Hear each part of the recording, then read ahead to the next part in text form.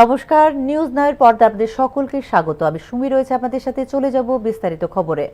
আন্তর্জাতিক গ্রিন ট্রাইব্যুনালের নির্দেশ অনুসারে শহর আগরতলায় নির্মীয়মান জলশোধন করার প্রকল্পগুলি পরিদর্শন করেন স্মার্ট সিটি প্রকল্পের সিইও শৈলেশ কুমার যাদব।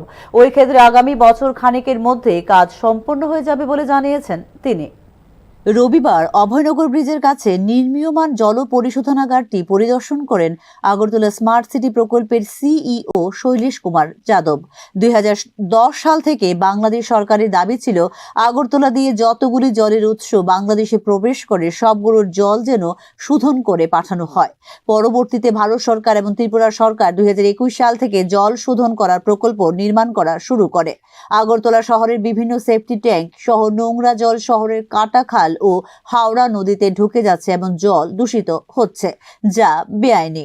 সেই দূষিত জলকে দূষণমুক্ত করার লক্ষ্যে বর্ডার এলাকায় 80,000 লিটার দৈনন্দিন জল পরিশোধনাগার তৈরি করা হয়। তাছাড়াও নতুন করে আরো 5টি জল শোধনাগার তৈরি করা হচ্ছে। অভয়নগর ব্রিজের কাছে 150 লাখ লিটার, রঞ্জিত নগর কাটাখালে 100 লাখ লিটার, কালাপানিয়াতে তৈরি হচ্ছে 50 লাখ লিটার।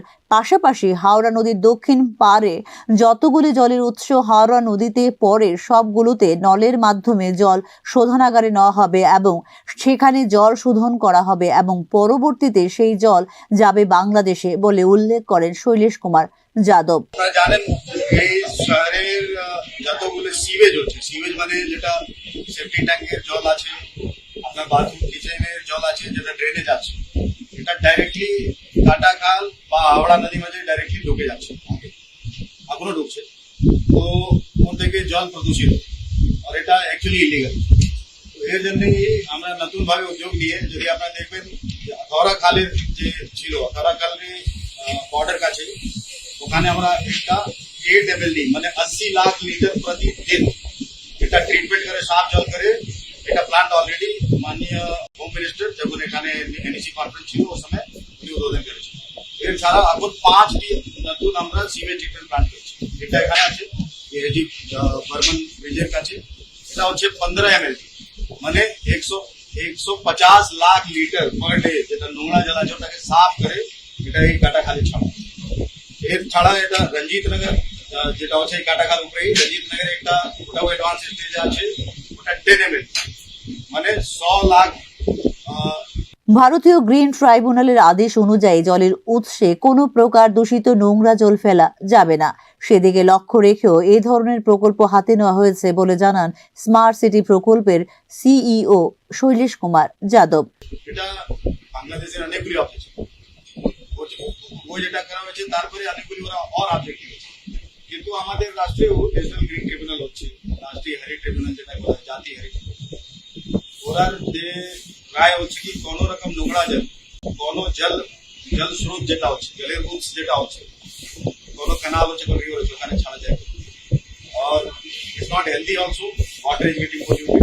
ওই জন্য এই সমাজ কাজ আমরা একটা ওয়ার ফুটিং এ নিয়েছি। এই সমাজ কাজ যদি আমরা দেখবেন গত বছরে চালু হয়েছে মোটামুটি আগস্ট সেপ্টেম্বর মাসে, এখন এটা অ্যাডভান্স স্টেজে আছে।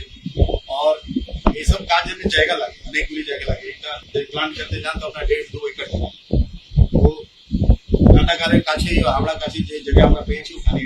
গত 2024 সালের 5ই আগস্ট বাংলাদেশের জননির্বাচিত শেখ হাসিনা সরকারের পতনের পর বর্তমানে মোহাম্মদ ইউনূস নেতৃত্বাধীন অন্তর্বর্তীকালীন সরকারের সময়ে ভারতের খাল এবং নদীগুলো নিয়ে অতিমাত্রায় সক্রিয় হয়ে উঠেছে বাংলাদেশ। সেই ক্ষেত্রে আন্তর্জাতিক নিয়ম নীতি মেনে নদী এবং খালগুলি সংস্কারের কাজে হাত দিয়েছে রাজ্য সরকার। আগামী 2 বছরের মধ্যেই সকল নির্মাণ এবং সংস্কারের কাজ সম্পন্ন করার পরিকল্পনা রয়েছে রাজ্য সরকারের। Bureau report, news now. জাতীয় শিক্ষানীতি 2020 লাগু রয়েছে রাজ্যে। শিক্ষার মান উন্নয়নের জন্য সক্রিয় রাজ্য সরকার। মাধ্যমিক এবং উচ্চ মাধ্যমিকে 100 জন টপারকে দেওয়া হচ্ছে মাসে 5,000 টাকা। এই ক্ষেত্রে দের জন্য উচ্চ মাধ্যমিকে দেওয়া হচ্ছে 54,000 টাকা এবং মাধ্যমিকে দেওয়া হচ্ছে 24,000 টাকা। এছাড়া বালিকাদের জন্য দেওয়া হচ্ছে স্কুটি। ত্রিপুরা রাজ্য শিক্ষক সংঘের দ্বিতীয় ত্রিবার্ষিক সম্মেলনে বক্তব্য রাখতে গিয়ে কথাগুলো জানিয়েছেন সমাজ কল্যাণ সমাজ শিক্ষা মন্ত্রী টিঙ্কু রায়। বিদ্যালয়ের শিক্ষা ব্যবস্থায় তৃণমূল স্তর থেকে পরিবর্তন আনার জন্য আরও কিছু সিদ্ধান্ত নেওয়া হয়েছে বলে এদিন জানিয়েছেন সমাজ কল্যাণ ও সমাজ শিক্ষা মন্ত্রী টিঙ্কু রায়। রাজ্য সরকার ছাত্রছাত্রীদের পড়াশোনায় অনেকগুলো তাদের অগ্রগতি আনার জন্য পদক্ষেপ নিয়েছে। আপনারা জানেন যে আমাদের রাজ্যে যারা উচ্চ মাধ্যমিক বা মাধ্যমিকে যারা টপার 100, যারা মাধ্যমিকে 100 জন যারা ভালো নাম্বার তুলেন বা উচ্চ মাধ্যমিকে যারা ভালো নাম্বার তুলছেন, তাদেরকে প্রত্যেক মাসে 5,000 টাকা করে দেওয়ার ব্যবস্থা করা হয়েছে, যেন অর্থের কারণে তাদের পড়ায় অসুবিধা না হয়। আমরা আমাদের এখানে দিব্যাঙ্গ ভাই বোন যারা টপার দিব্যাঙ্গ ভাই বোন যারা মাধ্যমিক এবং উচ্চ মাধ্যমিকে ভালো মার্ক আনছেন, তাদেরকেও আমরা 54,000 টাকা দেওয়া হচ্ছে মাধ্যমিকের উচ্চ মাধ্যমিকের জন্য, এবং মাধ্যমিকে 24,000 টাকা দেওয়া হচ্ছে। বালিকাদের ক্ষেত্রে আপনারা দেখেছেন যে আমাদের এখানে 100 জনকে স্কুটার দেওয়া শুরু হয়েছে। তো এই ধরনের অনেকগুলো শিক্ষা ক্ষেত্রে আমাদের পরিবর্তনের সেই কিছুদিনের মধ্যে। বিলোনিয়া সীমান্তে বাংলাদেশের অবৈধ বাঁধ নির্মাণের ফলে কয়েক ঘন্টার বৃষ্টির জলে তলিয়ে গেল বল্লামুখা সীমান্ত এলাকার কৃষিজমি সহ বাস্তু ভিটে। স্বাভাবিক কারণেই এক্ষেত্রে প্রশাসনের দৃষ্টি আকর্ষণ করেছেন সংশ্লিষ্ট এলাকার মানুষ। বাংলাদেশের অবৈধভাবে বাঁধ নির্মাণের কারণে বর্ষার জলে বানভাসী হবে বিলোনিয়া শহর সংলগ্ন মুহুরী নদীর উত্তর পার সুকান্তনগর, নেতাজি নগর, সুভাষচন্দ্র নগর ও ঈশানচন্দ্র নগর গ্রাম পঞ্চায়েতের 5 শতাধিক উপর পরিবারের কয়েক হাজার মানুষ সেই আশঙ্কা প্রকট হয়ে উঠেছে ঘণ্টা খানেকের বৃষ্টিতে। জলমগ্ন হয়ে পড়ছে ভারত বাংলা সীমান্তের সুকান্তনগর পঞ্চায়েতের উত্তর বিলোনিয়া বল্লামুখা এলাকা। সীমান্ত সংরক্ষিত ভূমি অর্থাৎ নো ম্যানস ল্যান্ডে আন্তর্জাতিক সীমান্ত চুক্তি অগ্রাহ্য করে বাংলাদেশ সরকার তাদের এলাকায় ভারতীয় সীমান্তের কোথাও 50 গজ আবার কোথাও 10 গজেরও কম এলাকায় প্রায় 15 থেকে 20 ফুট উচ্চতা সম্পূর্ণ দীর্ঘ 1 থেকে 1.5 কিলোমিটার বাঁধ তৈরি করার সময় হঠাৎ গ্রামবাসী প্রত্যক্ষ করেন যে বাঁধের কোথাও রাখা হয়নি জল যাওয়ার রাস্তা, আগে যে নালা ছিল তাও বন্ধ করে দেওয়া হয়। তাই ক্ষোভে ফেটে পড়েন ভারতীয় সীমান্ত সংলগ্ন এলাকাবাসীরা। মাত্র গতকালকের একদিনের যে বৃষ্টির জল বাংলাদেশের এই বাঁধের ফলে এখান দিয়ে যেই জল জমছে, এটা এখন এমন একটা পরিস্থিতি ভয়াবহ রূপ নিয়েছে। আস্তে আস্তে জল যদি বাড়ে তোলে গ্রামের মানুষ শরণার্থীর দিকে যাচ্ছে। এখন আমাদের একটা দাবি আছিল এখান দিয়ে খাল কাটতে গিয়ে যে যদি জলটা যদি ওকে নদীর দিকে যদি নিয়ে ফেলায় তাহলে আমরা একটু বাঁচতাম। অনেক জমি টমি ডুবে গেছে, ধান টান করছিল, এইদিকে সব ডুবে গেছে। এখন আস্তে আস্তে বাড়িঘরের দিকে উঠতে আছে। সবাই আইছে এখানে আধিকর্তারা, তারা দেখতেও লিখেছে এটা যদি অতি তাড়াতাড়ি সত্তর কাজটা যদি করে তাহলে আমরা খুব উপকৃত হইতাম। আগে এই জলটা কোন দিক দিয়ে যেত? এটা আগে বাংলাদেশের ওই দিক দিয়ে একটা খালা ছিল, সেই খালটা দিয়ে যেত। এখন তারা খালটা বন্ধ করে এলেছে। এখন পুরো জলটা জমে গেছে। পুরা জল জমে গেছে। কয় ঘন্টার জলে মানে বৃষ্টিতে এমন জল জমছে? বড় জোর রাত্রে 2 চূড়ার জল, 2টা ধাপের বৃষ্টি, 2-3 ঘন্টার জল। আর আগে কতক্ষণের বৃষ্টিতেও ছিল? আগে এটা একমাত্র মুহুরী নদীর বাঁধ ভাঙার ফলে এখানে জল ছিল, এর আগে কোনোদিন জল ছিল। এখন শুধু এই বাঁধটার ফলে জল কি চাইতেছেন? এখন আমরা চাইতে আছি এখান দিয়ে যদি একটা খালটা যদি নদীর মধ্যে নিয়ে পালায় তুলে তো ভালো হয়, মুহুরী অবয়া নদীর মধ্যে নিয়ে পালায়।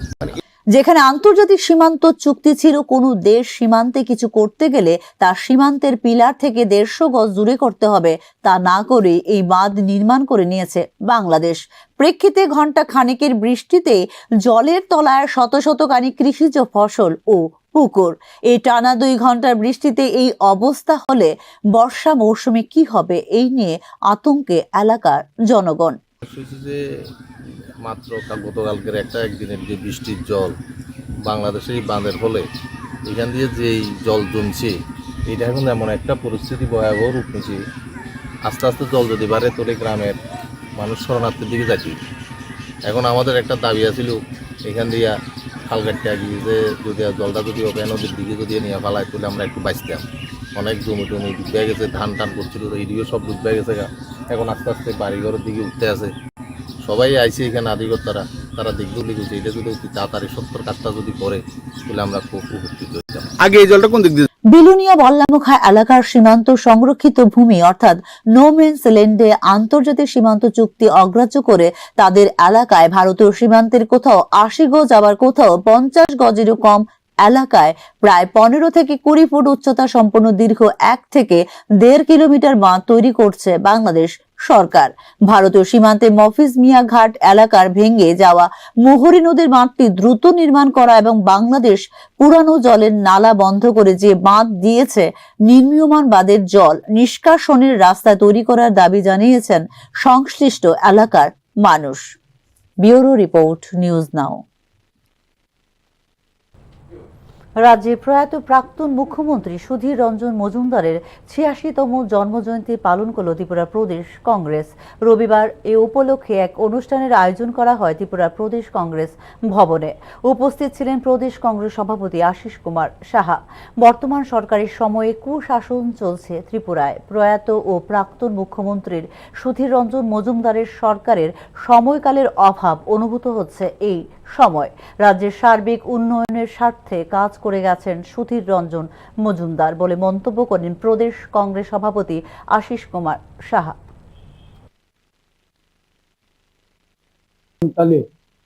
যখন মানুষ দুঃশাসনের সম্মুখীন হচ্ছে, কুশাসনের মধ্যে মানুষকে বসবাস করতে হচ্ছে, তখন এই সুধীর রঞ্জন মজুমদারের সময়কালে বিশেষ করে কর্মসংস্থান, চাকরিজীবীদের তাদের মহার্ঘ ভাতা থেকে শুরু করে পে কমিশন, আমাদের রাজ্যের গরিব অংশের মানুষের উন্নয়ন, সার্বিকভাবে ত্রিপুরার উন্নয়নের কথা সকলেই এক বাক্যে এটা স্বীকার করেন এবং মনে করেন। আমরা ওনার প্রতি গভীর শ্রদ্ধা নিবেদন। এখনকার মতো সংবাদ এই পর্যন্তই। পরবর্তী সংবাদ দেখতে চোখ রাখুন নিউজ নাও এর পর্দায়। নমস্কার।